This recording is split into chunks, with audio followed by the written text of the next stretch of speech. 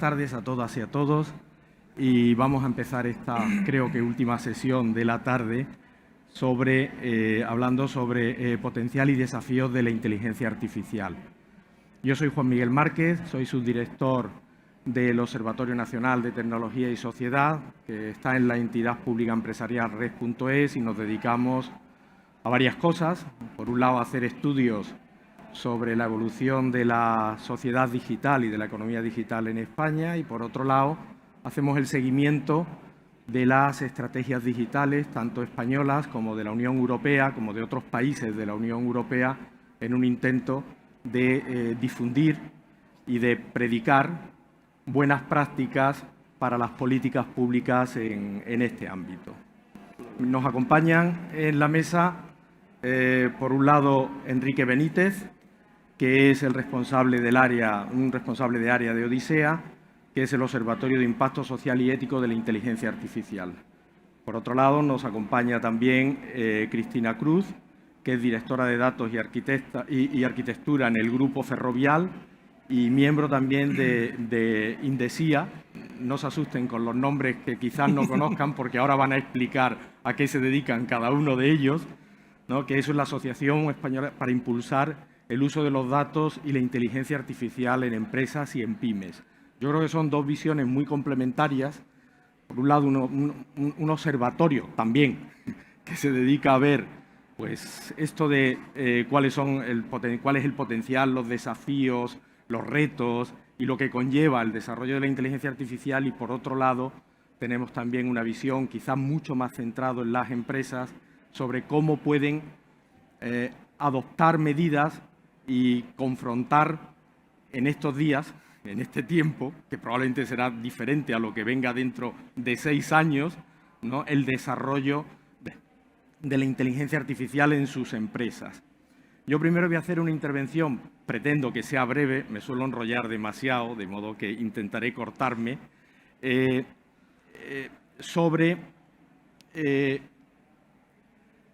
básicamente sobre por qué es importante, por qué hablamos de inteligencia artificial ahora. O sea, esto es una moda, es algo que es pasajero, o si está aquí para quedarse. Y si no nos pasa lo de la economía digital que hablábamos antes, ¿no? Y un poquito también sobre cuál es el nivel de desarrollo de la inteligencia. Esto se me está cayendo, esto de las gafas es un problema. Y por otro lado también hablaremos sobre el nivel de desarrollo actual de la inteligencia artificial, porque se habla mucho en general de inteligencia artificial, pero sí quiero centrar algunos puntos sobre cómo está o cómo se mide o qué sabemos del nivel de desarrollo de la inteligencia artificial en España y en la Unión Europea, y algo de políticas digitales relacionadas con el despliegue de la inteligencia artificial. Miro ahí 5 minutos, no voy a usar más, espero, para darle tiempo a ellos que hablen, que son a los que ustedes han venido aquí a escuchar fundamentalmente. Lo primero, sobre la importancia de la inteligencia artificial. Yo tengo la impresión de que inteligencia artificial es una palabra que usamos para meter dentro de ella todo lo que es desarrollo tecnológico, que empieza a ser muy difícil distinguir entre lo que es inteligencia artificial propiamente dicho, lo que diría un tecnólogo sobre la inteligencia artificial, y lo que es la forma en que se está produciendo el desarrollo tecnológico en estos momentos, en este tiempo, ¿no? Entonces no voy a entrar a hacer esas distinciones entre una cosa y otra. Lo que sí es cierto es que la preocupación por la inteligencia artificial está escalando puesto en todos los sitios, en todos los niveles políticos, económicos y sociales. En el nivel político podemos decir que todas las estrategias digitales que se están haciendo ahora en la Unión Europea y en el resto del mundo tienen un apartado enorme dedicado al desarrollo de la inteligencia artificial. Todos. La española, la europea, la de Estados Unidos, la china, lo último hasta la de Abu Dhabi, ¿no? O sea, hasta lo de los países árabes, que no saben qué hacer con el dinero del petróleo y que entienden que ahí hay una mina que hay que meter ahí, que hay que estar cuando pase algo, ¿no? Y después, por supuesto, los organismos internacionales, la OCDE, la ONU. Aquí todo el mundo habla últimamente de inteligencia artificial. Es el chico o la chica nueva en la clase. Todo el mundo habla de eso. Luego, algo de atención tendremos que prestarle. También lo está en la agenda de todas las empresas.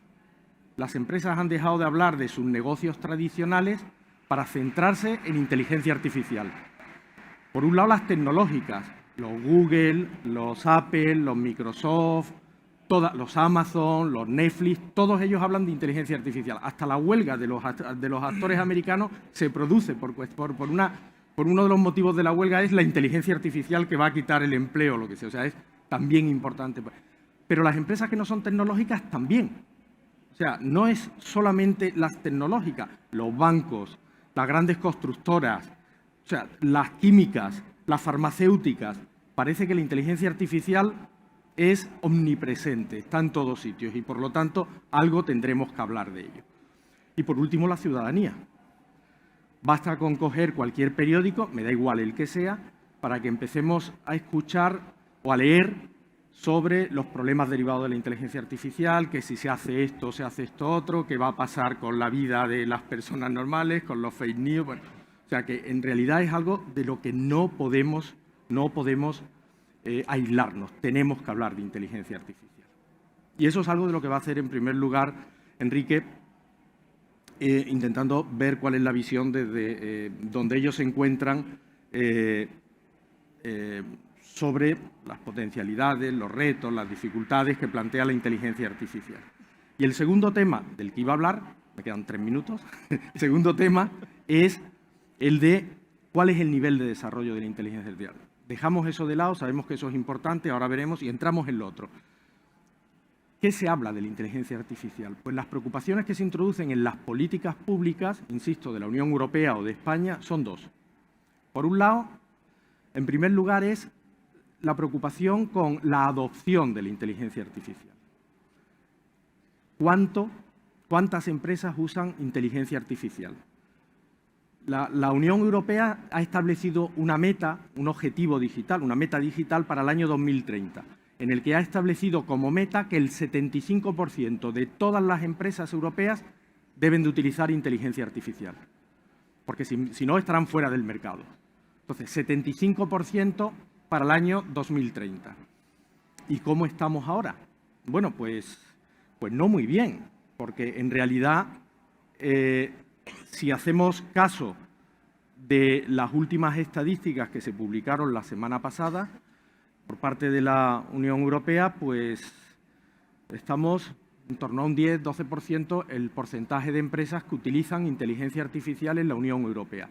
El país que más utiliza está en torno a un 25%, y la que menos está en el 1% de las empresas utilizando inteligencia artificial.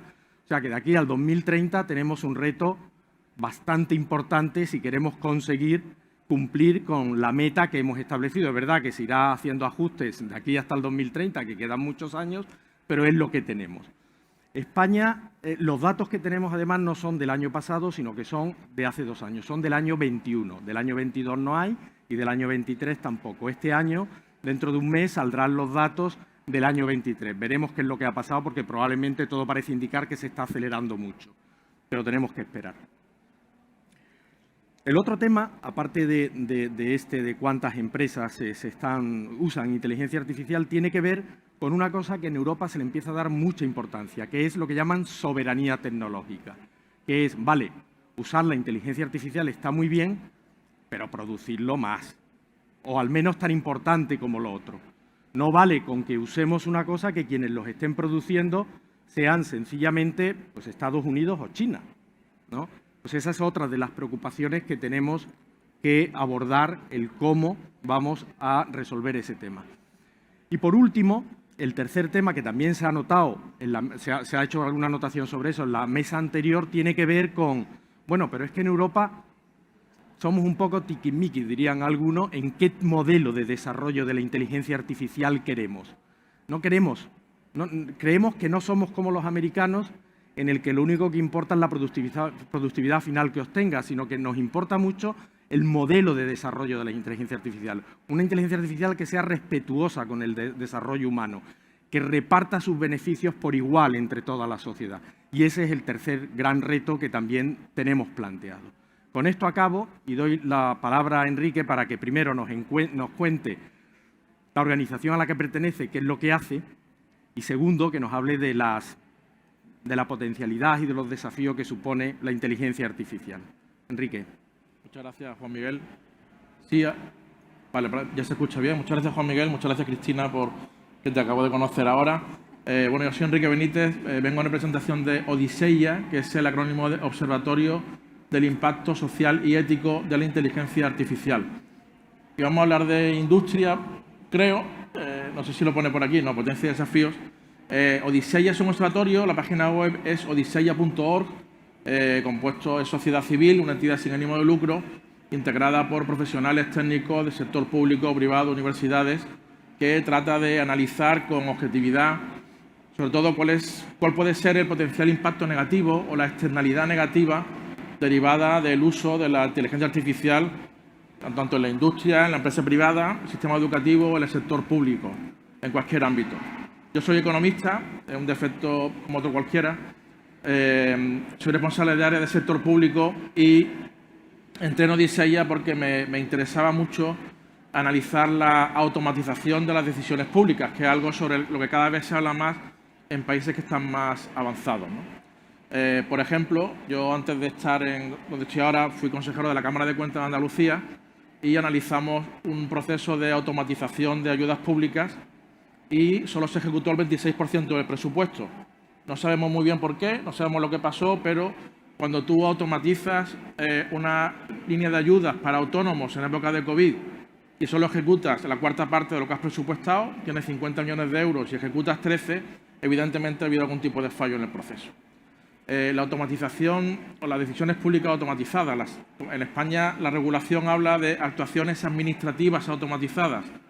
Está parcamente regulada en España, con algún artículo y alguna disposición adicional en una ley, por ejemplo, la ley de igualdad, creo recordar, que regulaba la no discriminación con decisiones automatizadas, pero yo que he sido gestor público y que lo sigo siendo, me preocupa mucho, por ejemplo, que la automatización del sector público, que la aplicación de inteligencia artificial o algoritmos, porque se intercambian estos conceptos para gestionar ayuda de manera más rápida, más eficiente, evitando en algunos casos la participación de funcionarios, lleve a dos cuestiones que son problemáticas. En primer lugar, la ausencia de garantías para el administrado, porque en cualquier decisión pública tiene que haber una motivación y tiene que estar la firma de un funcionario. Y eso, por ejemplo, en Andalucía sí está regulado a través de una ley de 2019, de un decreto ley, perdón, de 2019.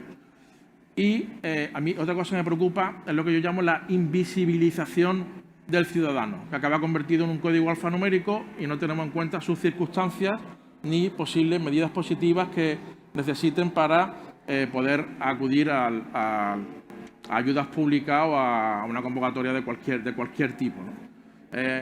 Me compré, porque soy un poco raro, un libro que han publicado en la Universidad de Helsinki que se llama Automatic Decision Making and the Rule of Law, porque en otros países donde la administración automatizada está mucho más avanzada, por ejemplo, Reino Unido, países escandinavos, sobre todo estoy pensando en Finlandia, también Dinamarca, Países Bajos, ya ha habido algunos casos donde la aplicación de la gestión algorítmica ha tenido consecuencias muy nefastas.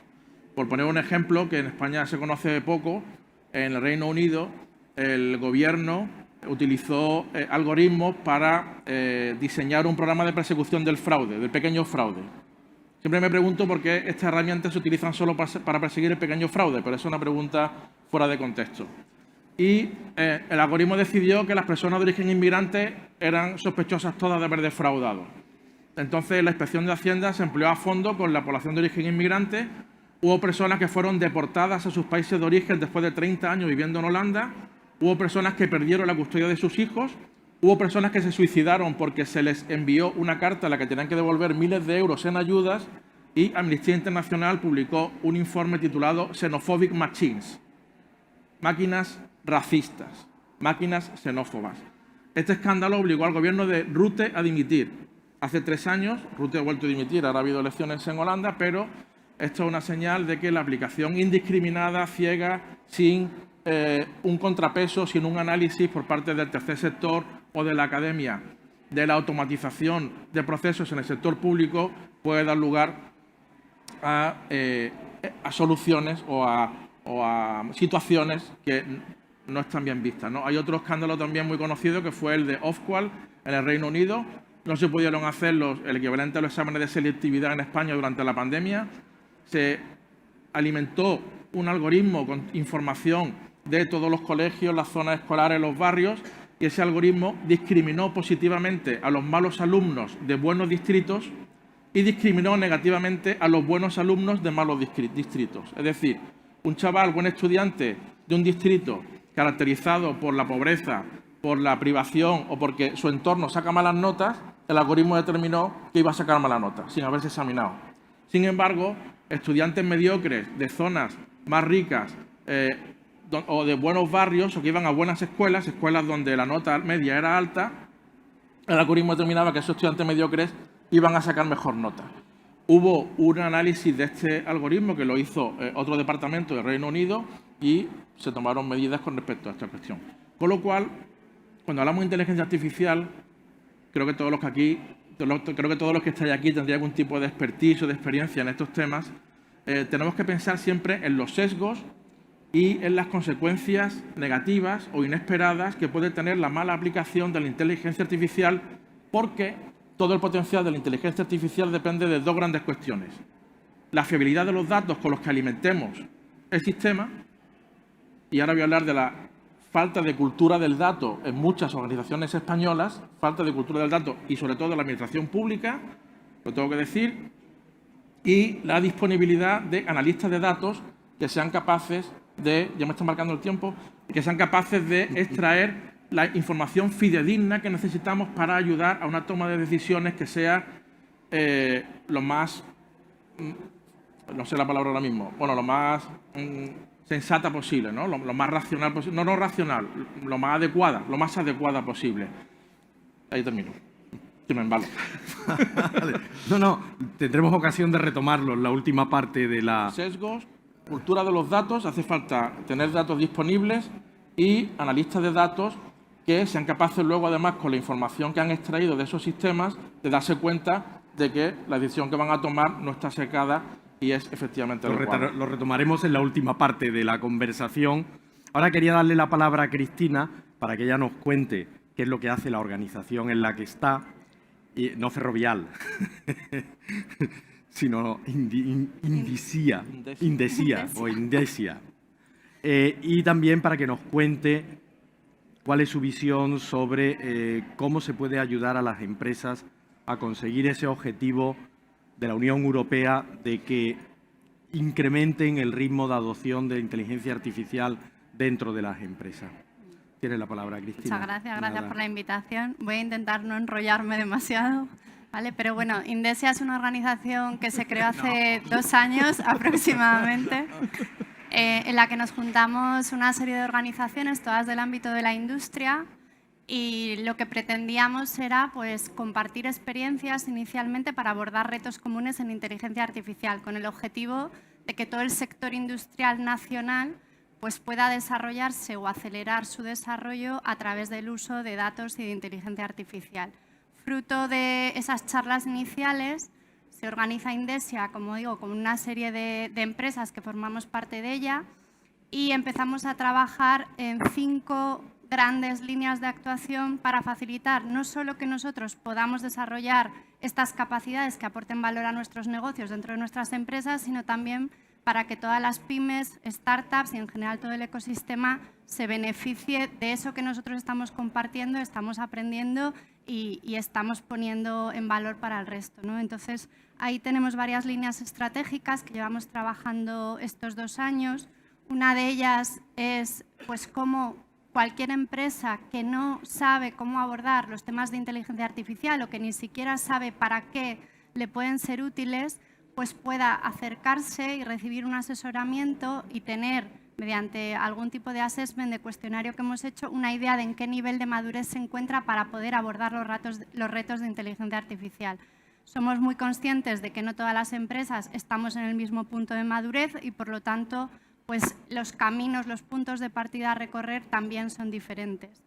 A partir de ahí desarrollamos un framework, o llamamos framework, un documento que es público dentro de la parte de publicaciones que hacemos en la web de Indesia, donde lo que intentamos es facilitar, oye, de qué manera se pueden identificar casos de uso prácticos reales en cada cadena de valor de cada empresa. Y ahí lo que hemos hecho ha sido poner a disposición de todo el que lo quiera leer casos de uso concretos que hemos abordado pues, en Ferrovial, en Telefónica, en Navantia, en Inditex, en Técnicas Reunidas, en Gestam, o sea, en todas las empresas que formamos parte de esta asociación, para que cualquiera pueda inspirarse en estos casos de uso e identificar qué otros casos de uso similares podrían ser de aplicación en su cadena de valor.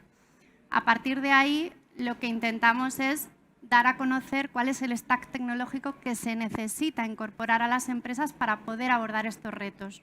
Y en esa línea pues damos unas recomendaciones basadas en nuestras experiencias que son de diferente índole, pero donde abarcamos todo tipo de recomendaciones a nivel tecnológico que creemos que tienen que ser la base común pues para que cualquiera pueda empezar a abordar este tipo de retos.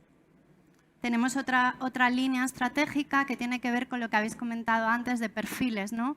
Hemos estandarizado, homogenizado 12 tipos de perfiles que son necesarios en todos los proyectos de inteligencia artificial. Podría haber muchos más, podría haber muchos menos, seguro que sí, pero lo importante es que cualquiera sepa identificar qué tipo de habilidades va a requerir su pyme, su startup, su empresa, pues para poder abordar un reto de inteligencia artificial. Y un poco también, enlazando con la charla que veíamos antes, hemos llegado a acuerdos con universidades, con la escuela, por ejemplo, la EOI que se mencionaba antes, pues para dar formación específica a través de estas universidades y a través de estos centros formativos para que las pymes, las startups y cualquier otra empresa en un momento dado que tenga la necesidad de poder tener una formación a medida, pues en base ya a la experiencia que nosotros hemos adquirido, que sepan a dónde acudir, dónde formarse y que tengan ese canal de entrada directo después hacia las empresas que estamos buscando talento a través de la asociación o a través de nuestras propias empresas, ¿no?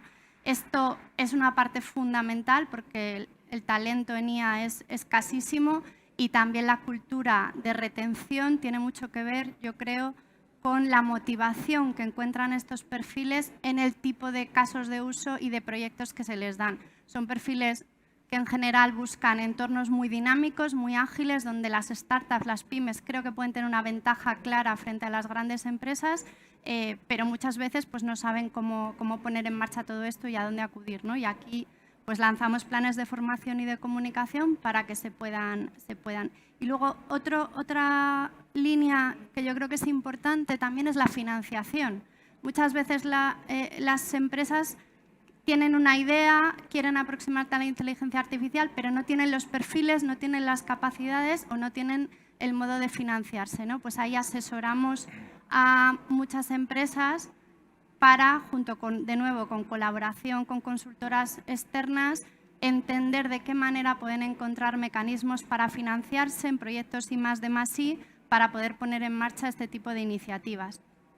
Y luego, por último, para aquellos que o no tienen financiación o no tienen claro si se quieren embarcar en un proyecto de inteligencia artificial, otra de las cosas que se ha hecho desde Indesia es, con partners tecnológicos, hemos desarrollado una plataforma tecnológica y la ponemos a disposición de pymes para que aquellos que tengan una idea, junto con partners tecnológicos como pueden ser Microsoft u otros miles de los que participan y colaboran, puedan testar ese caso de uso. Entonces, organizamos datatones, hemos organizado 2, uno el año pasado y otro para que sean los propios partners tecnológicos los que se les dé un reto concreto, un caso de uso muy concreto y entren a resolverlo en 3 días. Obviamente no van a ser capaces de hacer todo el proyecto, pero sí que van a poder tener la sensibilidad, las empresas que quieran, de tener una idea de si efectivamente la inteligencia artificial podría llegar a resolver ese caso de uso que tiene que generar valor e impacto en negocio o no. Y finalmente, cómo medir el valor en las empresas, ¿no? Y en estos casos de uso yo creo que, a diferencia de desarrollos de aplicaciones y otro tipo de proyectos tecnológicos, la medición del valor y del retorno de la inteligencia artificial, desde nuestra opinión, es más complejo de medir, porque muchas veces estamos hablando de modelos predictivos a 1 año, a 5 años, donde hasta que no sucede eso no sabe realmente la fiabilidad del modelo. Puedes hacer test hacia atrás y tener testing voy a decir backwards, ¿no? y ver a pasado si habrías acertado o no, pero el contexto puede cambiar y eso no te garantiza que a futuro el modelo vaya a ser igual de preciso. Entonces, la fiabilidad de la inteligencia artificial es un poco más complejo de medir a veces que otro tipo de proyectos, y ahí también lo que hacemos es intentar asesorar sobre cómo medir el impacto y el valor real que pueden tener estos casos de uso en las propias empresas. ¿Para qué? Para que la venta interna de ese tipo de proyectos pues sea más fácil. Me he enrollado más de lo que quería. No, está bien, vamos en tiempo. Enrique, sobre lo que tú habías comentado, que no has podido terminar de desarrollar, pero que venías a apuntar sobre algunos de los riesgos derivados de un uso descuidado, vamos a llamarlo así, de la inteligencia artificial, sí que podemos comentar una cosa, y es que Europa, o la Unión Europea, está legislando sobre el uso de la inteligencia artificial. Es de las grandes áreas geográficas la primera, por delante de Estados Unidos o de China, que ha puesto sobre la mesa una ley de inteligencia artificial, que ciertamente todo esto de la inteligencia artificial generativa, todo esto del ChatGPT y sus derivados, pues lo ha trastocado un poco, pero que se basa en gran parte en dar respuesta a las preocupaciones que tú tenías, ¿no? Que era más o menos determinar cuáles son los controles que se tienen que ejercer sobre distintas implementaciones de inteligencia artificial en función del riesgo que supondría un error, vamos a llamarlo así, o un tratamiento desigual en la aplicación de esta norma. ¿Tú consideras que con ese enfoque que ha tomado la Unión Europea, de alguna manera se mitigan los riesgos de los que a ti te preocupaban? Porque has hablado mucho de los riesgos que tiene en el sector público. Yo quiero solamente hacer notar dos cosas. Uno, en España la tributaria también está utilizando mucho, es donde más se está utilizando ahora mismo la inteligencia artificial, y puedo asegurar que no es para acoger a los pequeños defraudadores. O sea, que digamos que sí que han aprendido la lección, no va al pequeñito, sino que van al gran fraude fundamentalmente, ¿no? Y lo que ellos reportan son unos resultados muy favorables, nada más que hay que ver los resultados de las últimas inspecciones que se están realizando, ¿no? Y lo segundo, una cosa que a mí también me intranquiliza a veces, que es la regulación probablemente de la inteligencia artificial en el sector público y en el sector privado tienen que ser diferentes, ¿no? ¿Tú cómo lo ves? Se ha puesto ya en rojo. Bueno, ya vamos a empate a uno, Cristina y yo, con lo cual voy a intentar remontar un poco. Es que me ha hecho muchas preguntas, Juan Miguel, y tenemos muy poco tiempo. En España la inteligencia artificial puede ayudar a tomar decisiones sobre inspecciones fiscales, pero no señalar a contribuyentes defraudadores con nombre y apellidos como sí ocurría en Holanda. Esa es la diferencia. Exacto. Y también se está utilizando mucho la seguridad social. Siempre las administraciones públicas que ingresan dinero siempre son las que van más por delante en el uso de tecnología, como todos ya sabemos. El tema de la regulación europea. Yo he hablado con mucha gente a la que le gusta mucho la tecnología, la inteligencia artificial. Hay gente que dice, es que debería ser esto como China, donde nos dejan hacer de todo. Bueno, en China dejan hacer de todo lo que le interesa al Partido Comunista Chino. Cuando deja de interesarle ya no lo hacen. Entonces, el modelo chino es un modelo donde el Estado dice qué se puede hacer, qué no se puede hacer, y por supuesto todo lo que se puede hacer está a servicio del Estado y de un modelo de Estado que yo personalmente no comparto. En Estados Unidos hay una especie de desregulación, un command and control, vamos a ver qué pasa, luego tomamos medidas. En este momento toda la administración Biden, con la Federal Trade Commission a la cabeza y el propio Senado, están con comisiones de audiencia, de investigación hacia las Big Tech, porque desgraciadamente las herramientas de inteligencia artificial se han utilizado con fines más espurios que otra cosa, por parte de algunas sobre todo, no de todas. Entonces, cuidado con esto. Europa está proponiendo una tercera vía. Hay gente a la que no le gusta la regulación, ve la regulación como algo que dificulta la innovación, no tiene por qué ser así. Y hay una serie de una clasificación de riesgos, alto riesgo, por ejemplo, datos biométricos, datos educativos, todo lo que son datos datos tributarios, todo lo que son datos de carácter muy personal, son datos de alto riesgo y se exige que haya un tratamiento mucho más adecuado, ¿no? Mucho más cuidadoso de estos datos. El 28 de septiembre una unión de asociaciones civiles envió una carta a la Comisión Europea, ahora está en el trílogo entre los distintos organismos, pidiendo que la Artificial Intelligence Act se someta al juicio de la ley, que esté por debajo del rule of law, ¿no? Y esta declaración, que es de 5 páginas, se hizo público ayer, y también hay un libro muy interesante que se acaba de publicar titulado Artificial Intelligence and Fundamental Rights, porque es una preocupación en todas las universidades del mundo en este momento. Así que sí a la inteligencia artificial, pero cuidando cómo se manejan estas herramientas. Porque datos biométricos son los que nos facilitan embarcar en un aeropuerto, pero en manos no apropiadas también pueden servir, si hay un cambio de régimen, para perseguir a un disidente político. Entonces también tenemos que ser conscientes de todos los riesgos que supone una herramienta que te permite almacenar muchos datos y trabajar con ellos a servicio del bien o a servicio del mal. Entiendo con lo que estás diciendo que hay que balancear las ventajas que se pueden derivar con los riesgos que se derivan y sencillamente en función de eso utilizar el mejor de nuestros entendimientos para fijar unas reglas, pero que las reglas son imprescindibles para permitir que se desarrolle la inteligencia artificial, algo en lo que yo creo que casi todos estaríamos de acuerdo. No sé si todos, pero casi todos.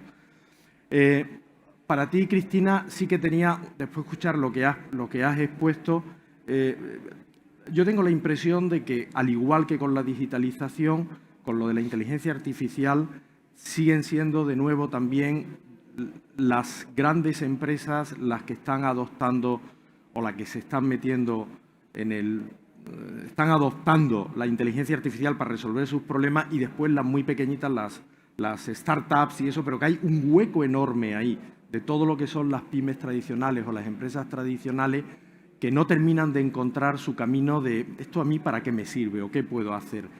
¿Vosotros cómo lo veis desde vuestra asociación? O sea, yo creo que hay startups que son tremendamente disruptivas, que nacen siendo data-driven e incorporando inteligencia artificial, y sobre todo con todo el movimiento cloud en la nube que está evolucionando tantísimo. Las capacidades de partida que usan las startups a veces son impresionantes, pero yo creo que la colaboración entre empresas es lo que va a acelerar más el tejido industrial, y por eso nosotros apostamos por compartir experiencias, crear datatones o hackatones o sitios donde muchas veces nos enfrentamos a retos comunes, también las pymes y las grandes empresas, y la manera de resolverlos son muy parecidos, ¿no? Entonces, creemos que hay oportunidades de colaborar entre grandes, medianas y pequeñas, aprender unos de otros y realmente que se produzca esa aceleración, porque para mí lo importante es que estamos en un mercado muy globalizado donde o nos ponemos al día con ciertas tecnologías y le sacamos partido, o va a haber otros ahí fuera que lo vayan a hacer por nosotros. Sobre eso sí que quiero insistir en la última pregunta, porque claro, antes decía que estamos en torno a que hace 2 años estábamos en torno al 8% más o menos de empresas que han adoptado inteligencia artificial, el 8% de las empresas españolas, lo mismo que la media europea, estábamos en el mismo nivel. En España tenemos un dato del año pasado, o sea, de un año después, y en vez del 8 era el 12%, o sea que es casi un 50% de incremento, ha sido un salto importante. Y en la Unión Europea no lo sabemos porque no se midió el año pasado, pero este año se medirá. ¿Vosotros tenéis alguna previsión de cuándo puede producirse? ¿Cuánto tiempo puede transcurrir hasta que esto empiece a ser un instrumento no tan complejo de usar? Digo, ¿cuándo pensáis que pueden? Pero nosotros estamos haciendo ese ejercicio para la estrategia española que tenemos que presentar en la Unión Europea. No sé, ¿esto qué será? ¿Un proceso, a vuestro juicio, de 2, 3, 4, 5 años, el que se convierta en un instrumento de...? ¿O no habéis hecho esa reflexión? No, es que yo te diría ya, pero no quiero decir, porque ChatGPT, ¿no? Yo creo que no hay nadie en esta sala, y si lo hay me extrañaría muchísimo que no haya oído y probado ChatGPT, pero es que hay casos de uso de inteligencia artificial que están incorporándose en Word, en el PowerPoint, en las Excel, en la mayoría de las herramientas que trabajamos en Office 365. A veces no somos ni conscientes de que las estamos usando, pero ya están ahí, ¿no? Otra cosa es si somos conscientes o no y cómo se va a acelerar eso o no. Pero yo creo que no hay marcha atrás y que ya estamos en esa carrera. Probablemente estamos en eso. O sea, mi pregunta iba un poquito más allá de eso, porque Hay una cosa que es, introducen elementos de inteligencia artificial en productos que utilizo regularmente, paquete de Office, que ya lo he anunciado, que ya va a venir. Antes tenías la hoja de cálculo, la tenías que rellenar tú, la próxima versión pues te lo va a rellenar él también. Antes tú tenías que escribir y él te corregía algunas cosas, ahora tú se lo vas a dictar directamente, él va a escribir todo y te va a hacer la corrección de estilo. Pero eso, ¿tú eso consideras que es una empresa utilizando inteligencia artificial o no? Porque yo creo que hay dos tipos diferentes. Claro. Una cosa es, yo utilizo un producto que me lo dan hecho, y otra cosa es, yo utilizo algo que me dan para desarrollar mi negocio, para desarrollar mi empresa. Y no sé si son cosas equivalentes. Y quería saber tanto tu opinión como la tuya. Y con esto cerramos. Son diferentes, ¿no? Efectivamente tienes razón. O sea, si quieres hacer algo diferencial, disruptivo, tienes que invertir en desarrollar inteligencia artificial. Y ahí hay muchos tipos de complejidades diferentes. No tiene nada que ver Machine Learning con Vision Computing, con NLP, o sea, reconocimiento de facturas, de documentos, automatizarlos.